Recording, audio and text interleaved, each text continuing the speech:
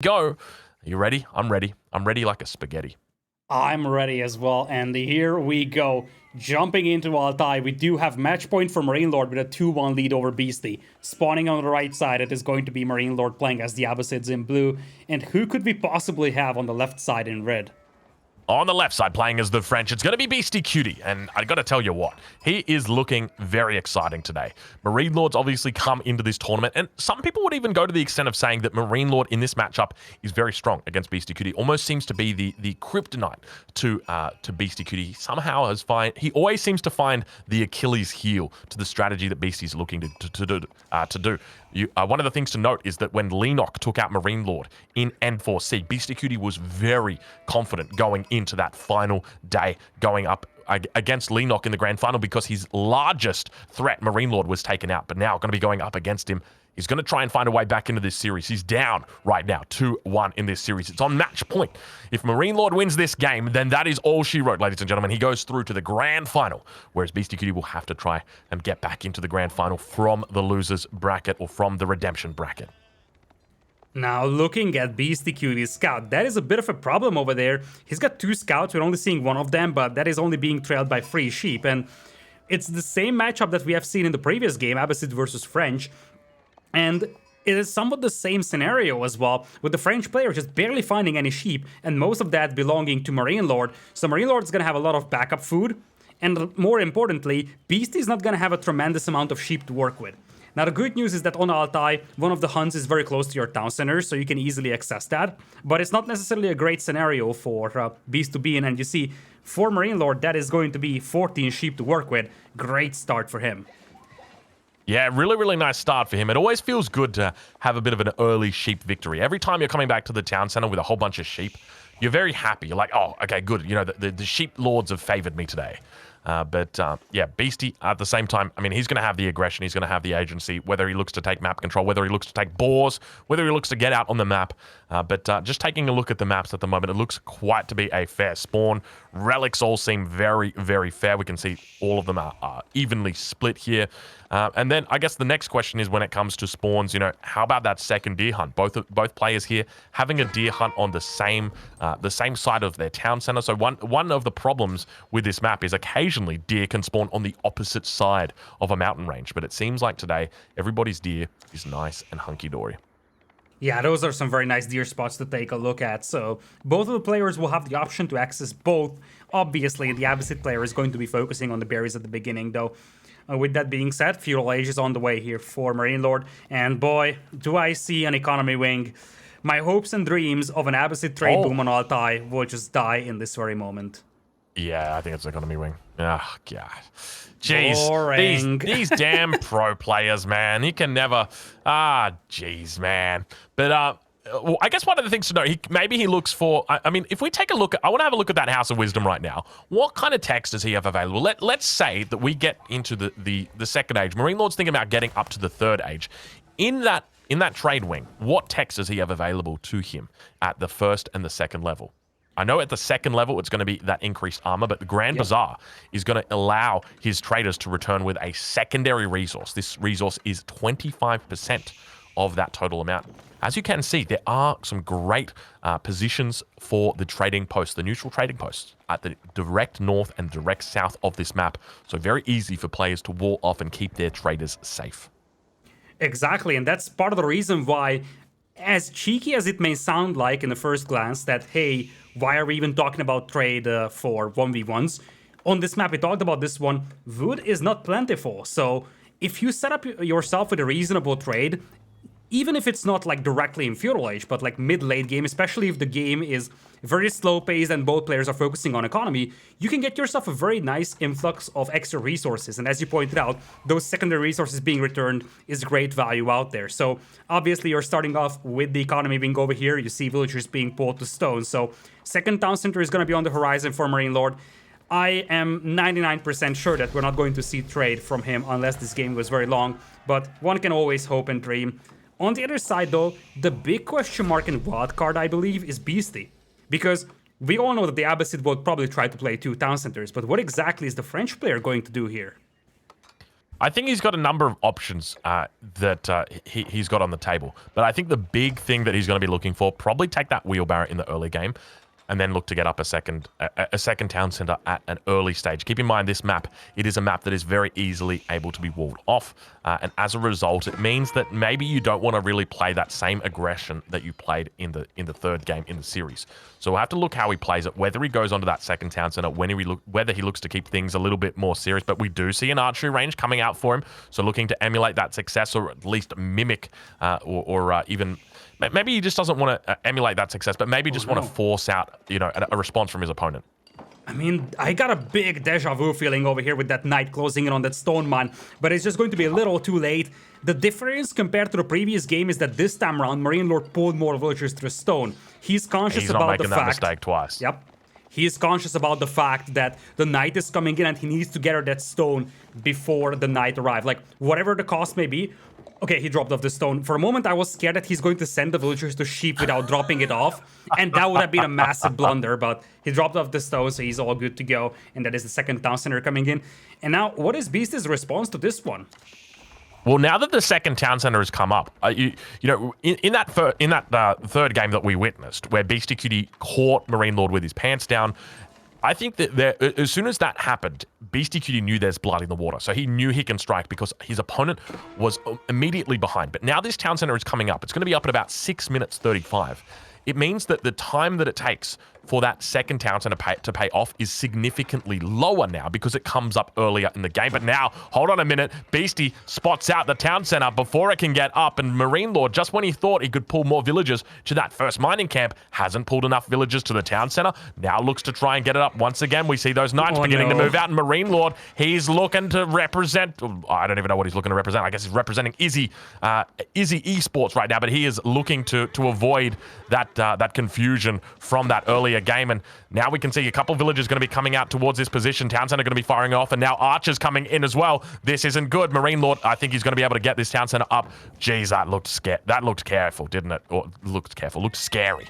That's what it looked. I mean, MarineLorD is gonna have nightmares about those feudal age town centers, second town centers for the Abbasids, because he has had trouble after trouble getting those up today. Previous game, he was completely denied of it. This one, it was harassed so much. Luckily for him, it's finished, so not a big disaster, but obviously, we talked about this one in the previous game. Every single moment that you delay that second town center as the French player is a massive value. Every 20 seconds that town center is delayed, you essentially take away one villager from the Abbasid player over here. And now you see, Beasty is massing a substantial force of archers and knights, and it looks like he just wants to go full feudal aggression. He already has the blacksmith going, and look at that. That's siege engineering already on the way. Super aggro Beasty today. Yeah, looking to play it a little bit different. So when the town center didn't get up, obviously he didn't need siege engineering because there wasn't a town center to kill. That was in the first in the third game rather. But now that we're into this fourth game, Beasty sees that second town center and he's like, all right, well, you can get that second town center up. I'm still going to punish you for it, or at least try and do it. And that's going to be the name of the game. Is MarineLorD going to be able to keep his head above water in this scenario? He's got all the resources that he needs to back here. Take a look at the resources that he's got. He's got a deer hunt that's fresh and ready to go. He might have a front berry spawn, but keep in mind, the sheep currently sit underneath the town center, and he has got plenty of them working away. At the same time, he's got the villagers just tapping away on that wood line, working their way into it. So he's got all the resources he needs. He's in a pretty good spot with regard to his resources. It's not going to be looking like those earlier games where you sort of saw Lidakor on the Abbasid dynasty, and it wasn't pretty. But now it seems like MarineLorD, it's going to be okay for him as he begins to now focus down all of those deer. Yeah, he's actually using the archers to do that. That way he saves a couple of villagers seconds. And as you pointed out, he's got a fallback option in terms of food with the sheep and the deer. The concern is that he's losing his most precious source of food, that being the berries. And that's going to be a growing concern. Battering ram already out here for Beasty, and he wants to play super aggressive over here. I mean, I think MarineLorD didn't even know that battering ram was coming up until now. And now he's going to have to scramble for defense. He's got a lot of production back at home, though. And you gotta love how he's placing those production buildings, making sure that they are not exposed to the battering ram out there. And this is going to be a difficult push for Beasty to pull off. Yeah, this is starting to get scary, though, because Beastyqt's got quite the force. And keep in mind, while MarineLorD, he's got 13 military out, a lot of the force coming out for Beastyqt are these knights, and these knights are extraordinarily difficult to deal with just because of how much of a punch they pack. And so we'll take a look at see how much damage he's able to do here. The second town center is up, 7 villagers sitting inside it. They're going to be working to try and take down this battering ram. We'll see whether there's some decent micro as the spears now begin to move forward towards this position. Beastyqt going to be falling back with the battering ram, starting to take quite a bit of damage on that. Archers moving forward now into position, trying to look to take out some of those spears. Villagers going to be repairing up the town center. Archers v archers on the back line. A camel also comes out to say good day. He looks to scare off the cavalry from his opponent, and now beautiful micro coming out from Beastyqt. He pulls back a single knight, going to be heading back towards the base. Second knight tries to make it out. He's going to get taken out. Third knight going to be going down, and it's not looking good for Beastyqt. He definitely gambled a little bit here when he said, well, hold on, I think I can punish this second town center. And MarineLorD says, ha ha ha, no you can't. Not at all, and indeed, he just didn't have the forces to escort that battering ram with. Now he's in the danger of losing that ram as well, which is a big investment that is going down the drain over here. You see, that's the reason why MarineLorD is pursuing. And when the dust settles, there is a 6 villagers lead right now for MarineLorD, and he's got enough production to match the numbers of the opponent. You also see, for a brief moment, you saw Camel Archer queued up as well for MarineLorD. He could think about that once again as a tool to debuff the enemy cavalry.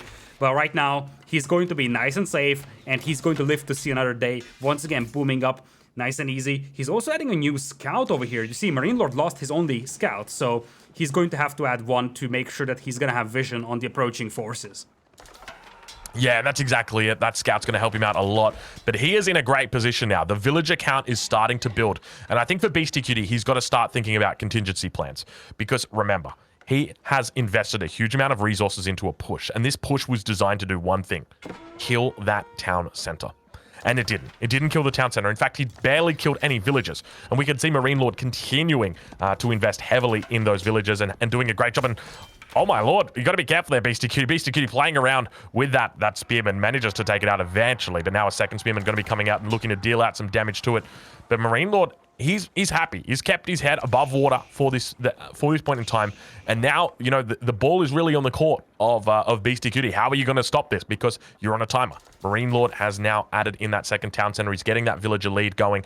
So the question is, you know, is Beastyqt going to look to go for a castle age timing push? Is he going to try and look to push it in the second age? Is he going to try and add a second TC himself? What is he going to do? I think the name of the game has to be the gold, because that gold mine for MarineLorD is so exposed. And you see that on this cliff that's overlooking that gold mine, there's a scout, and look at the right side as well. The knight is going to deny that gold. You get the feel that this is going to come down to gold control. Beast is going to say, okay, whatever. We're going to stay in feudal age here because you're not going to access that gold anytime soon. It is a nice plan for now, but obviously he needs to start doing damage of some sort, because he needs to start cutting into that villager deficit. Now it's 10 villagers lead in the favor of MarineLorD. Army numbers are still comparable. Most of the army, though, for MarineLorD is infantry-based, so archers, spearmen. Archer number is pretty much even over here, but you got 8 knights on the battlefield as well for Beastie, as compared to 14 spearmen and 1 camel archer for MarineLorD. Who do you think has the better unit composition or army right now?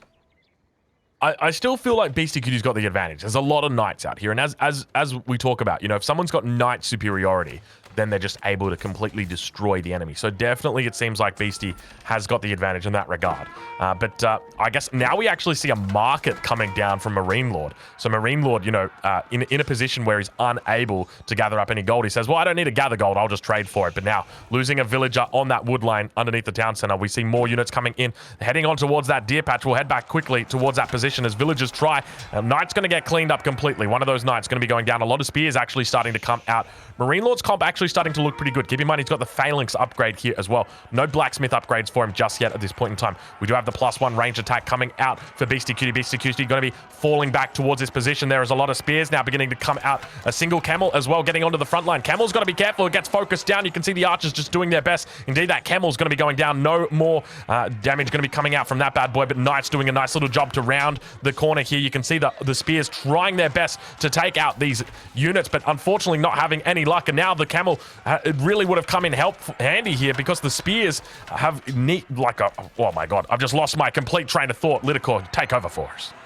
Oh boy, most of the spearmen gone from the battlefield over here. Knights still standing strong. You still have 4 of them. Reinforcements slowly trickling in here for Beasty. But that archer mass is not shrinking for MarineLorD, and the knight numbers have been decimated. So, yes, indeed, as you pointed out, the camel was taken down so early, but knights standing strong in the middle of the battlefield. But the swarm of infantry is just unbelievable over here for MarineLorD. And the most brutal thing about this one is that he did this without a single blacksmith upgrade, as compared to Beastyqt, who does have the ranged and melee attack upgrades as well. That was a decisive win there for MarineLorD, and it's going to allow him to expand his base quite substantially. You see, he's immediately moving towards those berries. And this is just the consequence of going for an aggressive attack on a map like this. Altai is a map that is notoriously difficult to raid on. And we see the way that MarineLorD has built his base. He's got that town center sitting on that wood line. And there was a raid that attempted to come through. He only took out 1 villager. And then the raid came through. He lost a knight while doing it, only losing 1 villager. So MarineLorD was very easily able to respond to it. He's able to keep his units in a compact area. He doesn't have to spread out too much. And this is the consequence of playing aggro on a map like this, is that it is a big risk. It is a significant risk because your enemy, in this situation, MarineLorD, he's got all of his units compact in a nice little square, whereas Beastyqt, he's trying to reach around to all of the corners to get raids in and all of that, but there are no corners for him to do it because MarineLorD nice and protected in that little spot. So very nice play. But now villager going to be begin moving out. What is this villager up to? But it is going to get picked up. It's actually going to war. We can see that there was a knight out in that position, but at the same time a bit of a battle beginning to unfold in the middle of the map. Now not a lot of archers coming out right now for Beastyqt. MarineLorD looking to try and take control in the center here. So many archers coming out for him. He doesn't even need spears at this point. There are so many. It looks like he's a Rus player right now. He's just making archers out the wazoo. 38 archers on the field for him. 4 spearmen. He now falls back continually towards his base, trying to pick up those reinforcements. But now that, speaking of reinforcements, Beastyqt is struggling to reinforce this position. He's only down to 12 now. But we do actually see a bit of a raid coming through. Knights trying to cause a retreat from those units. Indeed, they are going to go their separate ways. Beasty trying to find a way back into this. I think he suspects that he is behind. He's on 55 villagers compared to the 67 of his opponent. Is there any way he gets back into this, Lidakor? I mean, there might be a small glimpse of hope. The problem is that he needs to start cutting into that villager deficit, which he simply wasn't able to do so in the last couple of minutes. And as you pointed out, the base layout of MarineLorD is so well designed. He has started walling himself up, you see. He tried to wall off the southern part as well, securing that extra gold mine, securing those berries. Now he's sending villagers to the north to wall up. So he's really playing that very systematic, very slow-paced approach of layer after layer of walls, and just making sure that he is just exposing himself as little as possible. The big thing for me is Beasty is still yet to get that ranged armor. We can see it's coming in now, but I can't help but feel it's too little too late. He's got the knights at the front line, and these guys are taking extra damage that they shouldn't be. They've only got 3 armor, and without that 4th armor that they get from having that extra range armor, it means that the archers are almost one-shotting them. There's so many archers out there almost one-shotting these knights because there's 44 of them. That's a huge amount of archers. Yeah, that's a huge amount of archers over there. And with that, now we're seeing MarineLorD push up. And the other thing is that not only the knights are taking more damage, the archers are also taking more damage. And now you see the swarm coming in here for MarineLorD. He's just really feeling this civilization. And look at the food income, 1100 food per minute for MarineLorD right now. He's finally gotten the berries for himself, and that facilitates such a flood of units. Now, there's the retaliation though by Beasty though, and this is really the only thing that he can do at this point. Just try to raid his way back into the game. But we're seeing a very similar scenario to the Mongolian Heights game, where Beasty's raiding, but at some point you're gonna have to stop that blob of archers and spearmen heading your way.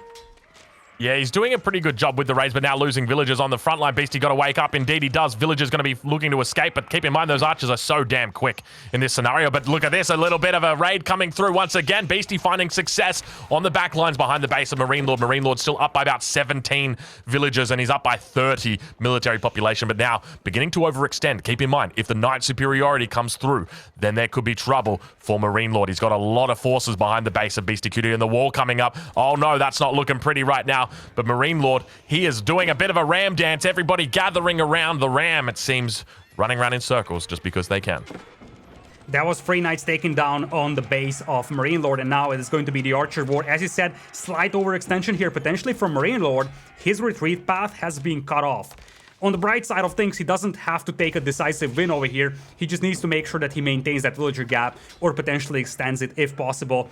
And you see that Beast is going to have to commit all his efforts into cleaning up this force, which means that he can't push MarineLord's base, allowing MarineLord to just further his boom.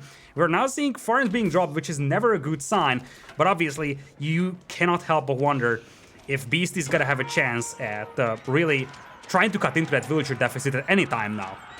Yeah, that's exactly it. Now we see just a handful of spearmen remaining. I suspect we might have a cleanup on aisle 3 right here as the horsemen look to try and get in on this as well. Archer's going to be able to do a great job here, cleaning up all the spears. And now the knights looking to clean up these archers. So definitely a bit of an overextension here from MarineLorD. But the question is, what does he buy with this? So definitely you would look at this and think, okay, this is a big mistake from MarineLorD. But remember, this guy is methodical. He is not the kind of guy to make mistakes. He's not the kind of guy to send 70 archers to their death. He's got a second plan. And what is that plan? That is what we need to find out, because now these archers continue to move. They're going to be finding some villagers. You got to be careful here, Beastyqt. You're already down 20 villagers, and it's only going to continue out as more villagers continue going down. 2 villagers so far. He's trying his best to get the rest of them in, but the wheelbarrow upgrade is going to help those villagers get away.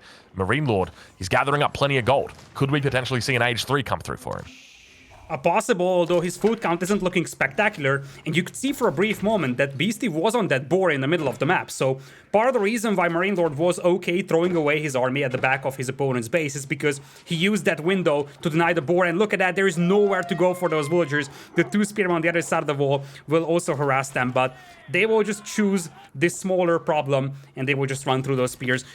59 villagers to 83 though. MarineLorD is struggling with food income though, and that is a concern. That's a growing concern, because now the army of Beast is looking strong.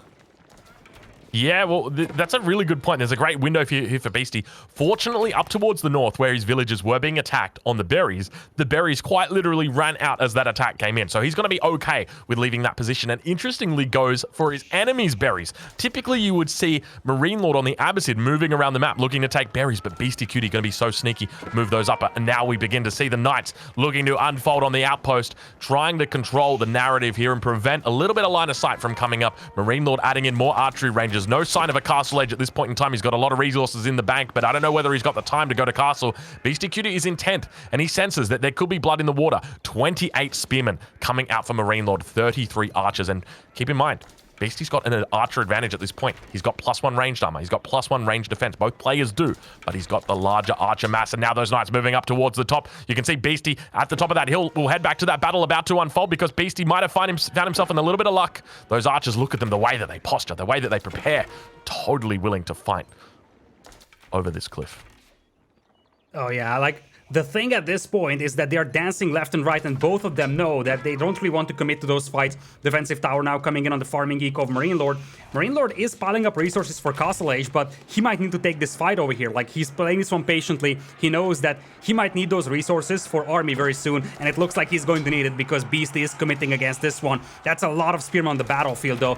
Can MarineLorD hold this one with the forces he has right now, or is the number of knights just too large right now? Well, that's exactly it. I mean, at this point in time, Beasty's got a lot of archers that are out. He's got the archer advantage over his opponent. That's going to give him a huge advantage, because when it comes to archers, typically it's about critical mass. And if you can build up slightly more archers than your enemy, then you can begin to whittle them down. But he's got the outpost there going to be helping out a little bit. Spear's going to be moving forward. He's got a pretty decent mass of knights. Beastyqt might be sensing blood in the water right now. A bit of an overextension did come out from MarineLorD. Is he going to live to regret that? That is the question, as the archers do once again hold on to this position. A big population difference between these two guys, but a lot of that is going to be the villager count. So MarineLorD going to be looking to funnel in more villagers, and now another night raid coming through up towards the north here. Beastyqt knows what he needs to do to get back into this game, and a third age going to be coming through from MarineLorD. Which wing does he look to go through as he chops through this forest and looks to open up a new avenue, a new beginning to the outside world? Yeah, that could be a problem actually, because that's a new avenue for the knights to come in as well. Luckily for him, Beasty is focusing all his efforts in the middle. Castle Age is on the way, so clock is ticking really badly here for Beasty. He's gonna have window for one big push though. He's got 38 archers versus 44 though, and I don't think that he has enough here. 44 archers, 34 spearmen. You get the feel that that's a slightly better comp than 19 knights and 38 archers. It's difficult to tell though. 45 tower also on the front line over here to help out. This might be the fight for the game here for Beasty.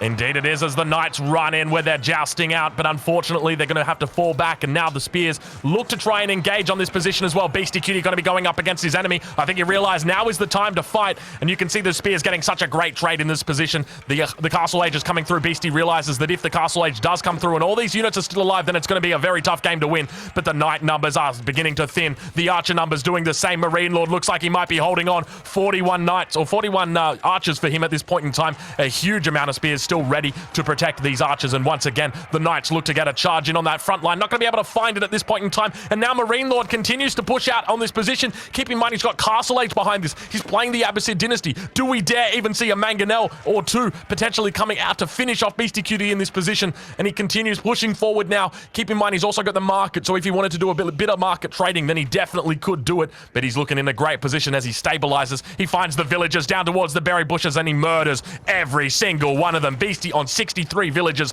MarineLorD on 98, more than 35 villager difference between these two guys. And MarineLorD, he's in the Castle Age and he is stable.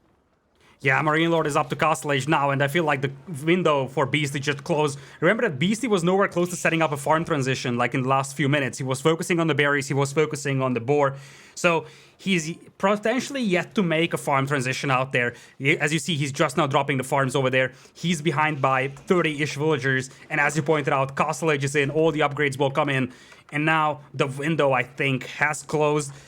Beasty's got a very small chance at coming back into this one because he's nowhere close to Castle Age, and now MarineLorD is going to start moving out. He's going to start grabbing the relics potentially, grab the Castle Age upgrades, crossbows, men-at-arms also appear on the battlefield, and I just don't know how Beasty can stop this push right now. I can't believe that Beasty's losing to a Gold League player. This is kind of wild. Beasty is the first player to reach Conqueror, and it just goes to show that rank doesn't matter. All you guys out there wondering about your rank or self-conscious, you can do anything. If MarineLorD, a Gold League player, is able to take Beastyqt, who is a Conqueror player, out so easily, so effectively, then do not be afraid. Live your wildest dreams. You can do it, I believe. Knights are still launching counterattack here, but this is starting to smell desperation over here more and more. Veteran archers now on the battlefield for MarineLorD. So with those Castle Age upgrades in, it's going to be easier and easier to melt those knights. And now you see Castle Age archers with upgrades, they will just melt those knights instantly. They pop out of the stable and they just get butchered by those archers. There is just nothing that Beasty can do to stop this army right now, and Abbasids can add siege weapons in this very moment. So we could see battering rams hit the field very soon. But at the same time, there are raids continuing to go down. Beasty knows he's on the line. He's got 69 villagers, which is very nice. But at the same time, there's so much damage coming out from these archers. And Beastyqt taps out. MarineLorD goes through to the grand final and will be looking to position himself incredibly well in this second stage of Golden League.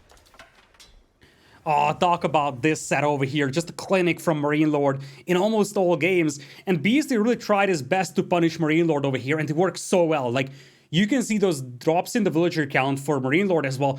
Beasty did everything he could to cut into that villager deficit, but it was just a little too insufficient because MarineLorD held just enough to be able to capitalize on that second town center, and then he started to just flood his opponent with the units over here. Really well played by both players, and in Beasty's position, he did the right things. It was just the fact that MarineLorD's position was so much better after being able to drop that second town center. In the previous game, Beasty could stop him from getting that second town center up. In this one, he couldn't. And MarineLorD moves into the winner's grand finals, whereas for Beasty, he's going to have to play in the loser's bracket finals before potentially playing in the grand finals should he win that one.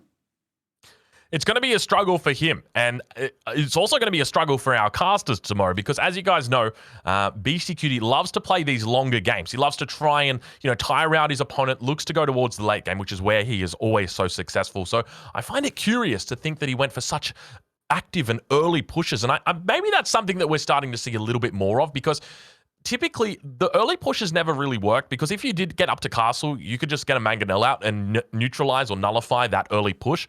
But now we don't really see that coming out all too much. So it's going to mean that, maybe there's early aggression. Maybe there's more early aggression that we begin to see through the game just because of the Mangonel nerf.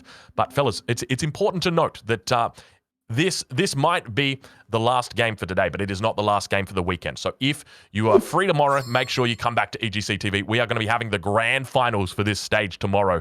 It is going to be MarineLorD up against one of two people. It could be Beastyqt, it could be the Viper. Do you happen to know who's going to be casting that one, Lidakor? Because I tell you what, that sounds like one I got to watch. I know who's going to be casting it, but let's leave it as a surprise for tomorrow because it's going to be an interesting one, that's for sure. So we'll leave it as a surprise over there, but indeed, as you pointed out, Beasty versus Viper loses bracket finals, and then grand finals coming in right after that. MarineLorD, coming from the winner's bracket, he can jump freshly into the grand finals, whereas for Beasty or Viper, they're going to have to win that set before getting to the finals. And that's exactly it. It really just comes down to the fact that there's so much more grinding that has to happen from that bottom set. A lot of tournaments do it differently. You know, whether it's the double win that you've got to do, or whether you get a one map advantage or something like that. But when it comes to the Golden League, the way that we've taken it is we've said, you know what we're going to do? We're just going to make it so that the person who is playing is just going to have to exhaust themselves before it. Then they get thrown straight in the ring. Can you imagine having a boxing match, Lidakor, and you go all 12 rounds, and then they're like, ha. You thought that was the boxing match. That was the warm-up. Get ready, kid. You're going in. And then they just like hoik you in. That's what's going to happen tomorrow. Yeah, that's what's going to happen tomorrow. Looking at the leaderboards right now, MarineLorD and Beast is still in there, so the plus should be right next to their names as well. MarineLorD currently leading with 160. He has won the first stage. Beasty got the... actually, Vortex got the second place in there, 80, but Vortex got knocked out quite early in the second round, so we only have 15 points for him. Beasty, he was at 60 in the previous round. He's sitting at 60 right now. He can increase that to 80 if he gets into the grand final.